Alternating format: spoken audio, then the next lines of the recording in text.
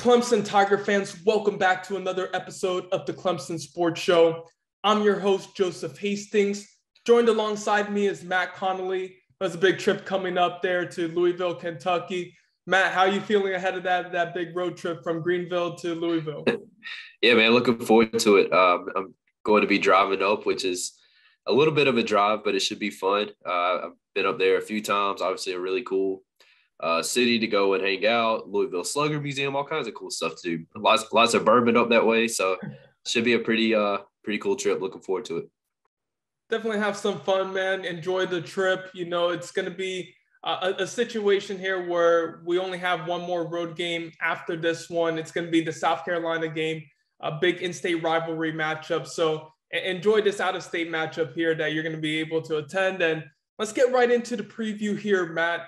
Overall, heading into Saturday, we're recording this on Thursday night, but, you know, heading into this upcoming game, how are you feeling about Clemson's chances against Louisville? Yeah, it's interesting. I think it's going to be another really good, close game, which is what Clemson's played a lot of this year. It's been kind of fun. Like, you know, there were so many years where Dabo would talk up, oh, this is the biggest game of the year. This is a huge game. And then you look at the spread and Clemson's favored by like 40 points, and everyone knows going into it that it's just going to be a blowout. And you know, halfway through the second quarter, you're finishing up your game story and everything's basically done. So it's been fun this year having these games going right down to the wire. I think it'll be another one of those games. I think Clemson's favored by 4 right now. In the preseason, that would have probably been 20 or so points. You know, you're looking at probably a 3-touchdown spread or so. So, yeah, I mean, I think it should be a lot of fun. You know, it's Clemson's had some good games up at Louisville. They played well there in the past. Obviously, a few years back, Lamar Jackson was up there, and Kelly Bryant and company went up and kind of had Travis Etienne's breakout party that game. And then a couple of years ago, Trevor Lawrence got off to a little bit of a slow start, but ended up having a great game. Justin Ross made some big-time catches, and Clemson took care of business again. So Clemson's had a lot of success up there. It can be a tough environment to play, but Clemson's handled it well over the years, and should be fun, man. Should be a lot of fun. You talk about them having success. They've never lost to Louisville. Clemson is 6-0 against the Cardinals. So, you know, I think that may change on Saturday. I'm going to save my pick for a little bit later in the show. I teased it there, but you know, you mentioned something saying that these games have been fun. I know Clemson fans aren't liking that. I know they're not liking the amount of stress that the Tigers have going down the line of these games. Do you kind of envision another close one, another one where you're just not going to know until the final 2 drives? Yeah, I think probably. You know, I think some Clemson fans have had fun with it though. Like I think there's at least a part of them that's like, man, this season's kind of different. They're kind of embracing the differentness of it, and you know, knowing that every week it's not just a blowout, and you know, you actually kind of go to a game or watch a game, wondering what's going to happen. So I think that some fans are embracing kind of a different type of season than what they're used to. But yeah, I think it'll be another game that's probably pretty low scoring. You know, I think Louisville is going to try to do a lot to confuse DJ Uiagalelei and that Clemson offense and try to get some pressure on him. The offensive line for Clemson's been banged up, so that's going to make things a little more difficult. And then, you know, I know offensively, Malik Cunningham and the Louisville offense have had a lot of success this year at certain points during the year, but I'm just not sure he has enough around him to put up a lot of points. So, man, I think it should be another fun one, another close, pretty low-scoring game. I wouldn't be surprised at all if it's in the upper teens, low 20s type score. So this is kind of the reverse of the Florida State game, because if you remember, Florida State had a tough start to the season, but had won 3 straight coming into the Clemson game. But now Louisville had actually a pretty good start, going 3-1, only lost to Ole Miss, but has lost 3 out of the last 4. Do you think that Clemson kind of has the momentum going into this one, with them having beat Florida State and Louisville having lost by 15 to NC State this past weekend? Yeah, I think Clemson's definitely playing better right now than they were early on in the season. I think DJ Uiagalelei has improved as the year has gone along. He really had a nice game this past week. I know the stats, once again, weren't great against Florida State, but if you watch the game, I thought he did some good things. I thought he threw the ball confidently. Justin Ross moving back outside, I think, was a big help, and he took advantage of that. Will Shipley's been running hard. So, you know, I think that Clemson feels pretty good right now going into this game. Obviously, a lot to clean up still, but I think overall they feel pretty good. And, yeah, I mean, like you mentioned, that game last week against NC State and Louisville was a really good game. Obviously, NC State ended up winning by a couple of touchdowns, but it was close throughout. I think that, I think Louisville is probably feeling a little bit frustrated, just feeling like they missed out on some opportunities this year to probably be better than a 4-4 team. And Dabo has said that they are a lot better than their 4-4 record. So we'll see. But yeah, I think it's kind of comparable to Florida State in that it's a couple of teams that are maybe a little bit better than their record is. But at some point, you kind of what your record says you are. And, you got to start winning some of these games. And so I'm sure that they'll look forward to a big opportunity to do that Saturday. Now, something we can't ignore here is the fact that it's going to be a road game for Clemson. This season, they're 1-3 away from home. They had the neutral site loss to Georgia, 1-2 in those other two matchups that they played, true road games, actually. So do you think that will play a part in this game as well? Because in my personal opinion, I think if this game's played in Death Valley, Clemson wins by 10, 14 points. I think the spread's a little bit wider in terms of how much they expect Clemson to win by. Do you think that's going to play any factor in this matchup?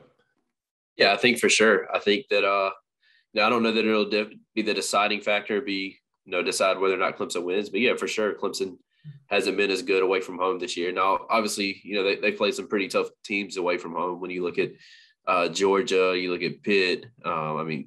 It's not been like the easiest schedule. NC State, they're not going out and playing cupcakes.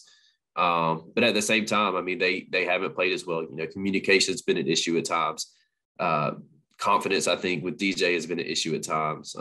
Hearing the snap count, that kind of stuff could be an issue, obviously. So I'm interested to see what type of environment Louisville has. I've been up there before, and it's been pretty good. Also been up there, and fans have kind of checked out. So I'm kind of interested to see, 4-4, coming off a loss, playing okay but not great. Just Clemson's obviously not where they've been in the past. It's not like you've got a top 5 team coming in or anything. So I'm kind of interested to see what the environment is. And it's going to be cold too. Like it's going to be pretty chilly up there. I need to go find my long johns or something. I think it's going to be, I think the low is like in the 20s Saturday. So going to be pretty cold. I know DJ was talking about, he was going to be a little bit cold in Pittsburgh. Joe will be fine.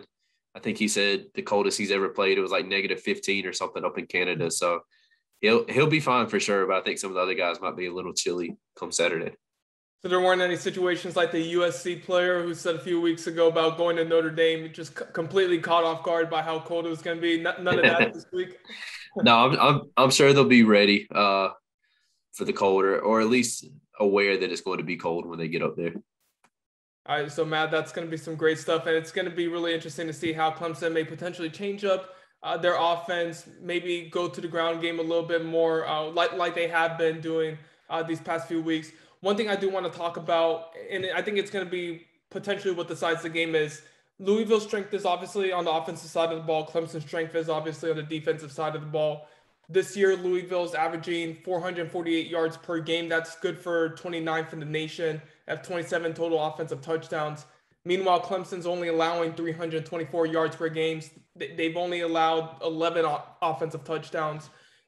What are you most interested about in seeing this matchup play out? And, do you think Clemson's defense is up for the task yet again? Yeah, so Clemson's played. It's another running quarterback, and Malik Cunningham, who has a chance to beat you with his arm and legs. I think the interesting thing with him is he's probably a little more of a dual threat guy than Garrett Schrader from Syracuse and Jordan Travis from Florida State.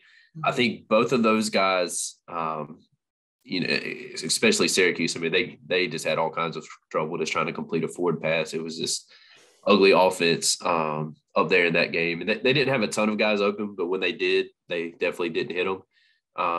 But I think he's maybe a little bit better runner than those two, although Jordan Travis has been really dangerous in some games. He didn't get free at all against Clemson. So I think Clemson will do a good job of taking away the run with Cunningham. They've done that all year with the quarterback and have done a nice job there. I think the hard thing for Clemson is some of those play action passes and bootlegs and that kind of stuff when he gets out on the run is where Clemson's allowed some big plays at times this year, is in the passing game where they're loading up to stop the run. And so, I expect they're going to load up to try to stop the run. And I think that Cunningham's probably a little bit better of a passer than Schrader, Jordan Travis, and can maybe take advantage of that some. With that said, I don't love the talent around him, just on the outside of receiver. I mean, I just question whether or not those guys can step up and make the plays consistently that they're going to have to make to beat Clemson. But yeah, for sure, he's a challenge. And Dabo said he's Lamar-esque. I don't know that I would go quite that far to compare him to Lamar Jackson, but he's definitely a really good player and a really good quarterback. Yeah, Cunningham actually leads Louisville both in passing yards and rushing yards this season. So Clemson's going to have to eliminate one of those. They've done an excellent job, like you mentioned, with Garrett Schrader at Syracuse and then Jordan Travis this past week against Florida State. And now on the flip side of things, Clemson's weakness is obviously their offense, and Louisville's weakness is their defense. You look at Clemson's offense this season, and there's been some signs of flashes, some good things that you saw. You saw Will Shipley this past week against Florida State. Average 5 yards a carry, have 2 TDs, another multi-touchdown game. DJ Uyunglele, like you mentioned, had some really good throws. I know he had a couple of turnovers, one not so much on him as the interception, but I thought he played his best game of the season against the Seminoles. What are you expecting to see from this offense on Saturday, Matt? Yeah, I think they need to pound the ball and just, they've been really good lately running the ball. Will Shipley, I think, being back adds a huge boost for the offense. He wasn't 100% last week. I don't think he'll be 100% again this week, but I do think that he'll push through and play and be a big difference maker. I think Kobe Pace being back obviously is a big help. He's a guy that we've seen what he can do in certain situations. He was really good. I guess the second half of the year, obviously he missed last week due to COVID, but I thought this year he got off to a little bit of a slow start, but when Shipley was out, he really stepped up his game and was a difference maker. And then Phil Maffa, obviously, he's another guy that's banged up right now, and we'll see if he's able to go or not. I think he's probably going to be questionable, like a game time type decision, but he's another guy who can make some really big plays in the run game. So I think you get behind that offensive line, try to establish the run, and then if you can open up things in the passing game, do it. But I think the coaching staff just needs to be patient with the run. If you're not hitting right away, don't panic. Just stick with it, and don't get into a situation where you're trying to force the pass just to hit big plays and that kind of stuff. I think there's no problem just going down the field 6, 7, 5, 4, whatever yards at a time, picking up first downs and finishing off drives. So Matt, I'm going to do a little bit of some cherry picking here. I'm going to pick out that Louisville loss against Wake Forest. They went on the road against Wake Forest, now top 10 team in the country, lost 34-37 against the Demon Deacons. Just in your personal opinion, do you think Clemson's offense, do you think this Clemson football team is built to go to Wake Forest on the road and play that close of a game like Louisville did a few weeks ago? So I don't know that they'd go there and score 34, but also don't know that they would give up 37. And so, I think Clemson, man, I think that's going to be a fun game here in a couple of weeks. Just looking ahead a little bit, that Clemson Wake Forest game, I think has a potential to be an awesome game. But no, I mean, I don't know that Clemson would go to Wake Forest and play like a 37-34 type game, but I do think they could play like a 24-20, 24-21, something like that game. And to cherry pick back at you a little bit. NC State just handled Louisville, not crushed them by any stretch, but they beat them by a couple of touchdowns and won pretty comfortably. And obviously Clemson didn't play great at NC State, but they played well enough to take the game to overtime and, hung in there until the end. It really could have gone either way there at the very end. So it'll be interesting to see. I think too, a lot of it is, like we talked about a little earlier, just fans, the vibe around the Louisville team. Are they showing up feeling like this is a huge chance to pull off an upset and get a big win against Clemson? Or are they thinking, this is two kind of average teams and we're 4-4 now and kind of heading downhill and thinking negative thoughts before they even get there? So I think that's going to play a huge role too. It's just the mindset both teams have when they come in. And to be fair, just with Clemson's mindset, it's been really good all year. Even the games that they've lost, they've bounced right back, played well, found a way to win right after that. So, yeah, I mean, I think Clemson's probably a little better place just mentally with everything that they've been through and overcome this year to get to 5-3. But we'll see. You know, Scott Satterfield can have those guys ready to go at Louisville. Man, those Miami Hurricanes kind of ruined things for Clemson, right? I mean, those two losses against Pittsburgh and NC State, they looked pretty good when it happened, you know, at the time based on how those two teams were playing. And then later on, you would see that the Hurricanes go ahead and beat them. And I think that's kind of interesting, right? Yeah, it is. And although maybe Miami was doing stuff, you know, they got reprimanded this week. So maybe they had some fishy stuff going on that helped them win those games. But yeah, I mean, Miami, just getting a little off topic, that's just been such a weird team this year. I mean, at times they look like, you know, they can beat anyone in the country or play with anyone in the country. And at times they look like they don't know what the heck's going on and turning the ball over. So yeah, that's been a weird team for sure. But definitely, I mean, you know, Clemson going to Pitt, losing by 10, and then Pitt turning around and giving up a ton of points to Miami. I tweeted something about that Saturday, just how weird it is seeing, you know, Clemson play these teams and struggle and can't do anything offensively. And then the next week, the team's getting scored all over. It's so strange. It's happened a few times this year with Georgia Tech as well. You know, Clemson really struggled with Georgia Tech, and then they ended up giving up 1,000 points to Pitt. So just been a weird year for sure in that stance. A very weird year indeed. And a reason why it's been a weird year is because Clemson has had a lot of injuries this season. I mean, it just, the list continues to grow with each day. Matt, what's the latest injury update that you can provide for us regarding Clemson's football program? Yeah, so several guys that are obviously still out, that are out for the year. We don't need to get into all of those again. I think Clemson fans, if you're listening to this, you probably know the guys that are out for the year. But outside of that, so you've got Phil Maffa, who got banged up last week at running back. It looked like his leg. I went back and watched the game. You could kind of see at the end of the third quarter, he was really favoring that, and then they held him for the fourth quarter. So not sure if he'll be able to go or not, but it's definitely something to monitor there. Mason Trotter, the center, they taped him up. He tried to go back in the game, but couldn't. That would obviously be a really big loss. You know, Dabo's saying right now that he's kind of a game time decision, and we'll see. The fact that they're traveling, freshman center Ryan Linthicum up for the game, to me probably says that Trotter may be closer to doubtful, but we'll see if we can pick up some more info on that before game time Saturday. And then at guard, Will Putnam played with a hurt ankle basically the entire second half and gutted it out, but he was pretty sore the next day and trying to get him back. So a couple guys banged up on the offensive line. Clemson's just had so many injuries on the offensive line this year. And Dabo even said, yeah, it'll be a different group this week, which is another hint kind of where they are from an injury standpoint. But I think he said they've got around 9 offensive linemen available, which is just insane from where they started the season. So it could be bad, particularly if they get another injury. You know, Paul Teo and Mitchell Mays are a couple of guys that they may end up having to count on this week to play some guard and see how they do, see how they hold up.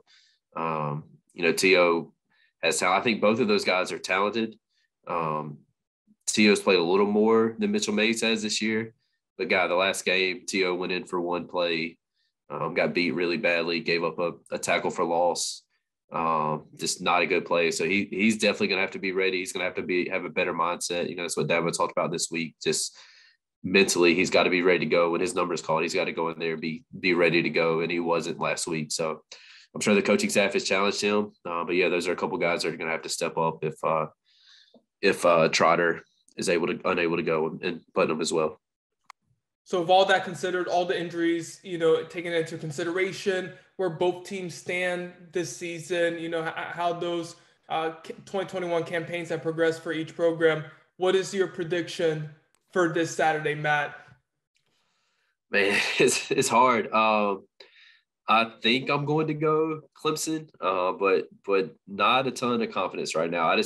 I think Clemson's found something in the run game and is going to be able to lean on that run game. Louisville's not overly big up front on the defensive side of the ball. So I think Clemson will be able to control the line of scrimmage, have some success on the run game, and find a way to gut out an ugly win. Also, like Justin Ross being out on the outside again, I think helps the offense as well. So I think Clemson gets just enough offense to get it done, but not overly confident in it. And I'll point out this as well, like Clemson the last 2 games has scored for the other team. I mean, you can't do that. Like Clemson's offense, I think the last 2 games in the second half has scored 17 points, and for the other team, they've scored 14 points.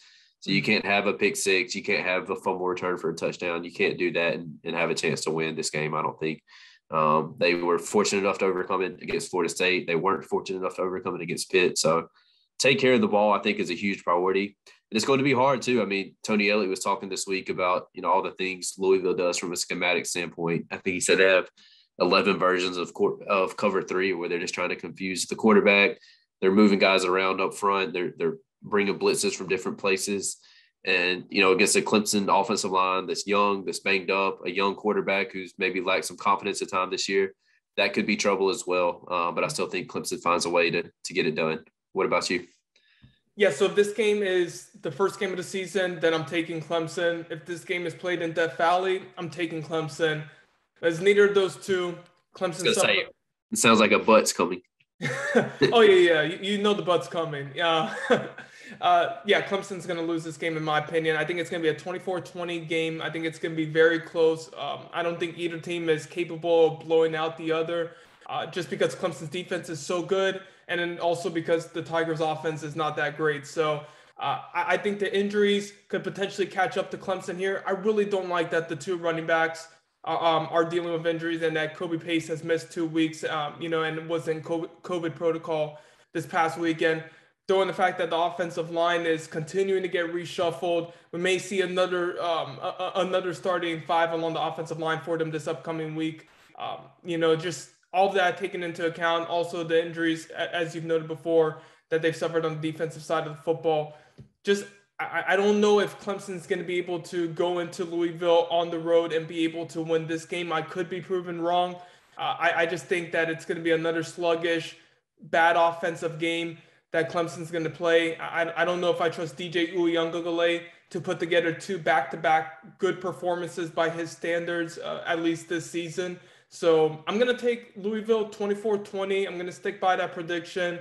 And, Matt, we'll see where it goes from there. Yeah, and I'll point out as well, like Clemson finally covered the spread last week for the first time all year. And it was an absolutely miracle cover because Florida State ran the worst end-of-game play I've ever seen. Actually, probably the worst 2 end-of-game plays I've ever seen in my life back-to-back. The Hail Mary where you're throwing it about 80 yards with like 15 seconds left, plenty of time to pick up a chunk play and then try a Hail Mary. And then just the pitchy woo-woo, as they call it, on bad beats where they're just throwing the ball all over the place, running the wrong direction. I know that like that was the play design and everything, but just awful play execution there. So anyway, they haven't covered a spread really. I guess we'll count that one as a cover, but they really haven't covered a spread all year. And if they don't cover this one, they're probably going to lose when you look at a 3 or 4 point spread. So I get what you're saying, but I'll pick Clemson in a close one anyway. Yeah, completely agree with what you're saying, Matt. I think some of those close games that you mentioned that Clemson was able to win, you look at them and they were at home. Do they beat Georgia Tech on the road with how sloppy they had played? Do they beat Florida State on the road? That game was a close game. Don't let that 30-20 score fool you. That was a close game until the very end. And then also with the Syracuse game that they won 17-14. Remember, Syracuse was some mismanagement of time down the stretch and a missed field goal away from taking that game into overtime. And who knows what would have happened in that matchup. So I have to see more from Clemson on the road. This would actually, and this is going to go to my next point here, the next question that I have for you. This would give me confidence that Clemson could beat Wake Forest actually if they end up defeating Louisville.